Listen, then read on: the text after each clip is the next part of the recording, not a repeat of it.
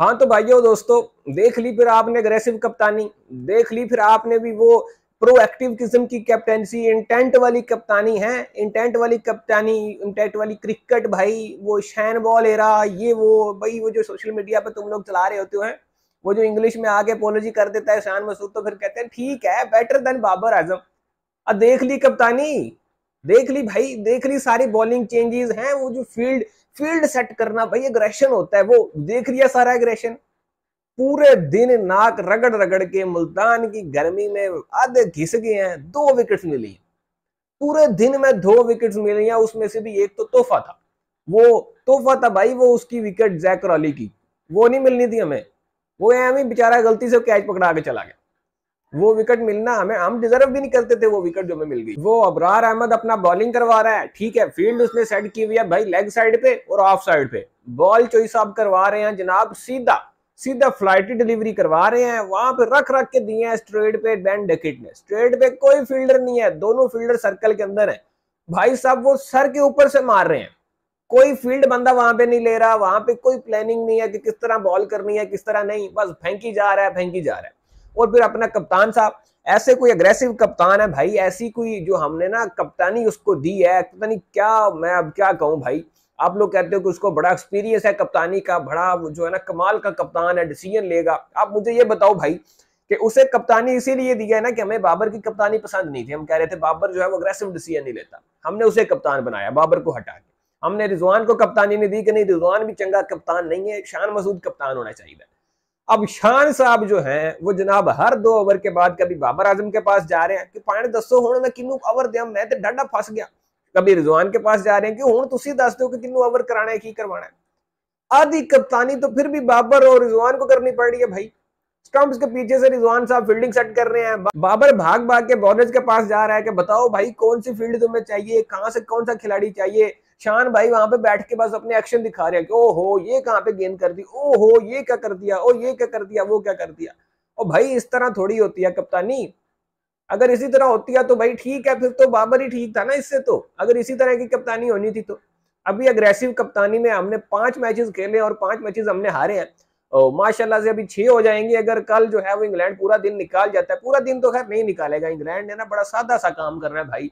उन्होंने सुबह से लाठीचार्ज शुरू करना है, और यकीन करो कोई अगर उन्होंने 300 रन की लीड ले ली ना, 300 तो बल्कि ज्यादा बता रहा हूँ भाई, 250 300 250 तक भी वो पहुंच गए ना, उन्होंने बड़े आराम से डिक्लेयर करना और आपको दे देना कि भाई आ जाओ, आओ 250 ही पूरा करके दो। वहां पे फिर हमने लम्बे पे आ जाना है, क्योंकि वहां पे जनाब आखिरी दिन की पिच होगी, पिच में कुछ तो आ ही जाएगा ना, अब कुछ तो दराड़े वगैरह आ जाएंगी ना, कुछ तो वो आ जाएंगे ना, क्रैक्स आ जाएंगे, ये हो जाएगा वो हो जाएगा। अब कुछ तो होगा पिच में, तो अब वो सूरत हाल हमारी सारी खुल के सामने आ जाएगी। अब शान मसूद साहब की और मैं कितने किस्से सुनाऊं भाई, हर जगह पे फ्लॉज दिखे हैं, हर जगह पे फ्लॉज दिखे हैं। और तो और वो नासिर हुसैन कमेंट्री पे भी यही चीज बता रहा है कि भाई वो वहां पे उसने ना बरार अहमद को खड़ा किया हुआ था मिड विकेट पे, जहां पे वो कैच हुआ है ना उसका, जैक क्रॉली का कैच हुआ है ना जिधर, उधर उसने ना खड़ा किया हुआ था बरार अहमद को। वहां पे कह रहे हैं जी कि बाबर ने कहा है कि इसको हटाओ और यहाँ पे उसको खड़ा करो, आमिर जमाल को खड़ा करो, उसने बड़ा अच्छा कैच पकड़ा था इस जगह पे, तो ये जगह उसी को दो। तो वहां पे उसने फिर आमिर को जो है ना वहां पे भेजा, अब बाबर आजम ने भेजा भाई, बाबर आजम ने वहां पे आमिर को मूव किया बरार को हटा के। अब ये बात मैं नहीं कह रहा कि तुम लोग कहो कि भाई बाबर के उठा रहा है, बस बाबर के उठा रहा है भाई, ये चीज नासिर हुसैन ने ऑन कमेंट्री कही है। और अभी भी काफी जगह पे सोशल मीडिया पे आपको ये वीडियो दिख जाएगी भाई, जहां पे वो कह रहा है और बता रहा है सारा सिलसिला कि इसने देखो उसको वहां पे भेजा और इस तरह हुआ है। और ये देखा है भाई, मैंने तो खुद लाइव देखा ना, आप लोगों ने जिन्होंने नहीं मानना फिर उसकी मर्जी है भाई, लेकिन वहां पे उसने भेजा है और वहां पे कैच हुआ है, आमिर जमाल ने वो कैच पकड़ा है और वो विकेट हमें मिली है। लेकिन यार हालत देखो भाई, हमारी पूरे दिन में हमें सिर्फ और सिर्फ 2 विकेट्स मिली है। और ये जो बॉलर हमारे खेल रहे हैं उनकी पेस देखो भाई, एवरेज पेस देखो, हमारे किसी बॉलर की पेस 135 से ऊपर नहीं गई यार। हमारी एवरेज पेस जो आज दिखा रहे थे वे ग्राफ साहब, यार मैं तो देख के हैरान रह गया कि भाई ये हमारे बॉलर्स को हो क्या क्या। हमारे बॉलर्स की एवरेज पेस, आमिर जमाल साहब की एवरेज पेस आज के दिन 130, वो आमिर जमाल जो कि 145 का 145 से नीचे नहीं आ रहा था ऑस्ट्रेलिया में, वो आमिर जमाल अब जनाब 130 कर रहा है एवरेज पेस। यहां से तो यही अंदाजा होता है कि भाई वो बंदा प्रॉपर फिट नहीं है, या उसके फिटनेस के इशू अभी तक क्लियर ही नहीं हुए, या फिर वो रस्टी है, या क्या प्रॉब्लम है उसके साथ, आई डोंट नो भाई कि क्या वजह है इसकी कि वो 130 के साथ एवरेज के साथ वो बॉलिंग कर रहा है।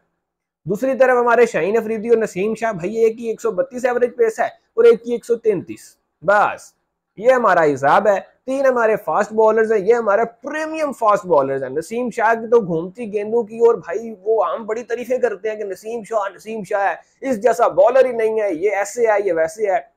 कोई हालात ही नहीं है भाई, कोई समझ ही नहीं आ रही है, कोई प्रॉपर प्लान के साथ बॉलिंग हो ही नहीं रही है इनसे। अगर प्लान के साथ कर रहे हैं तो वो वहां पे फील्ड नहीं ले रहे, पता नहीं कौन से तरीके के साथ जो है ना वो कोशिश की जा रही है। अगर प्लान कर रहे हैं तो भाई प्लान इतने घटिया है कि काम ही नहीं कर रहे, या शायद इन बॉलर्स के पास स्किल नहीं है, या पता नहीं भाई का क्या हो रहा है। भाई मुझे समझ से बाहर चीज है हर चीज। अगर हम कहें कि पिच बहुत ज्यादा फटा है, भाई मान लिया बहुत ज्यादा गंदी पिच है, बैटिंग को बिल्कुल सपोर्ट कर रही है, बॉलिंग के लिए बिल्कुल कुछ भी नहीं है इस पिच में, तो इंग्लैंड ने भी तो 10 विकेट्स ली है ना। आपने कौन सा डिक्लेयर किया है भाई, इंग्लैंड ने भी तो आपकी 10 विकेट्स ली हैं और 556 बनाया आपने, 492 उनका भी हो गया है, और अभी तक आपने सिर्फ और सिर्फ 3 विकेट्स लिए हैं। अब इससे तो यही पता चल रहा है ना कि नाहिली हमारे बॉलर्स किया है, हमारे कप्तान किया है, हमारे फील्डर्स किया।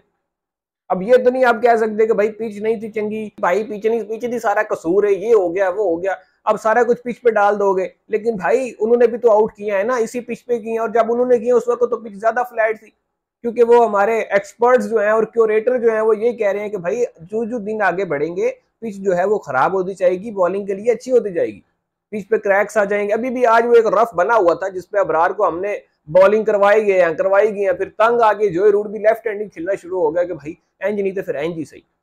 लेकिन अब जानेमंद हालात जो हैं वो बड़े ही नाजुक हो चुके हैं, मैच पाकिस्तान के हाथों से निकल चुका है, और वो जो हमारी जलालत होनी थी ना वो सारा दिन हुई है, और अभी अगले 2 दिन बाकी हैं, अभी थोड़ा सब्र करो। अभी कल जो है वो इंग्लैंड ने क्या करना है भाई, उन्होंने सारा दिन बैटिंग करनी है, हो सकता है 2 सेशन में वो आपको 250-300 रन मार दें, लीड ले लें इतनी, फिर वो कहेंगे आ जाओ भाई तैयार होके आ जाओ जरा बैटिंग करो। और उनकी पूरी कोशिश होगी कि किसी तरह से पाकिस्तान को इसी लीड को उतारने ना दिया जाए, मतलब इस लीड को जो है ना वो डाउन ना करने दिया जाए, पहले ही आउट करके मैच खत्म करो, इनिंग से पूरी मैच जीत जाओ।